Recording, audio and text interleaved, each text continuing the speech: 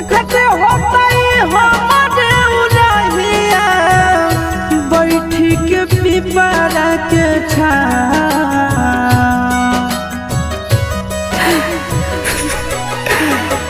देखते होता हमारे उलहिया